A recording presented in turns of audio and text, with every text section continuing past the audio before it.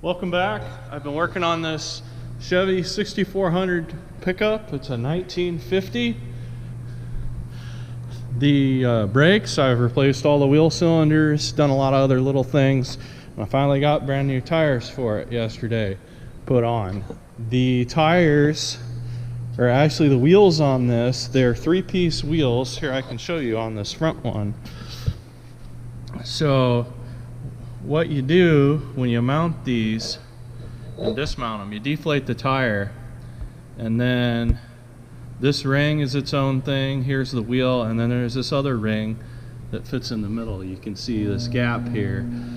So it comes apart, and then this ring is what holds these two together. These wheels are relatively safe, but on the inside dual here on the driver's side, I have one that is a 2-piece wheel, which basically what it means, it's not this one, but it looks sort of like this. The outside piece comes in, and there's an 1/8 inch wide lip all the way around each half of the wheel that interlock.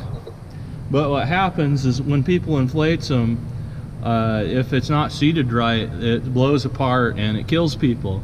There's actually a YouTube video on that you can find. The guy gets hit in the face and I'm pretty sure he dies. It doesn't look very good. So I'm going to show how I'm inflating these to be safe. The 3-piece wheels are pretty safe, but even they supposedly can have an issue the very first time you inflate them to full pressure, and the tire shop didn't do that for me in their tire cage, so I'm doing it here. So I've got the boom lift here because I wanted a movable object in case it blows out on this side. It doesn't go through the wall of the shop into the house or anything like that. I have this air hose hooked to a pressure regulator on a wall that is the same pressure as this tire. They inflated all the 3-piece wheels to around 40 to 50, and I have a clip-on air chuck. So I'm going to do all of this remotely. So I'm going to go ahead and get hooked on this wheel here. I found the easiest way is to go in behind one hole. Well, it helps if you take the stem cap off. So again, this hose and this tire are basically the same pressure, so nothing's going to happen here when I hook this up. If I can hook it up. There we go. Alright, so you don't even hear the tire inflating or anything. So this is the outside wheel. This is a safer one. I'm going to take you over here and show you what I'm doing to inflate it, so you can see it. When I do the 2-piece wheel, I'm going to leave the camera over there in case it blows up. Maybe it gets a video of that. I hope I don't. But here I got my regulator. You can see, maybe you can see, maybe not. It's at 50, but I'm basically going to turn it up. Those tires go to 120. I'm never going to have that much load on this, so I'm going to 90. And that pop I just heard, that tire was not fully seated on the bead. So I'm glad I'm doing this. So basically now you can hear through the air hose that the air is still going to get to that wheel. But I'm just going to stay over here and wait a few minutes until everything's quiet, and then I'll go disconnect it. So everything's quiet now. Tire looks good.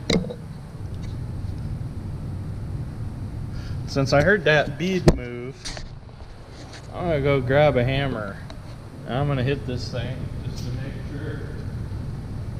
just to make sure that when I get down there with my face to disconnect that, there's no problems. Alright, I'm satisfied. Now I can just pop that off of there, and that wheel's done after I get this stem cap put on.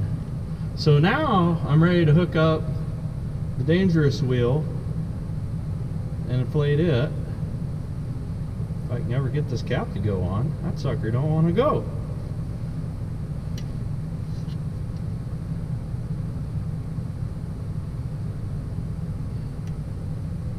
There we go.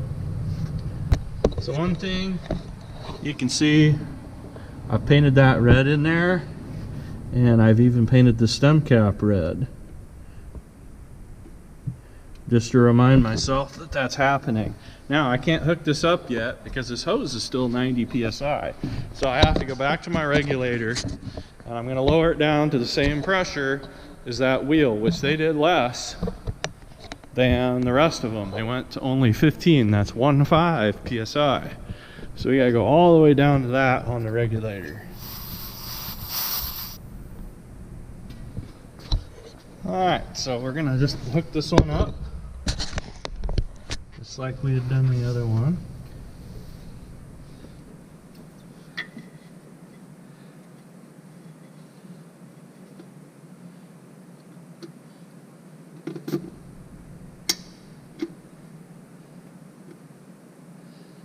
There we go.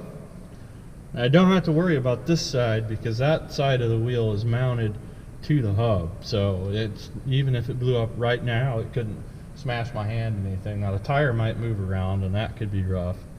Alright, so I'm gonna set the camera down here and let you watch this while I inflate it. Hopefully nothing happens.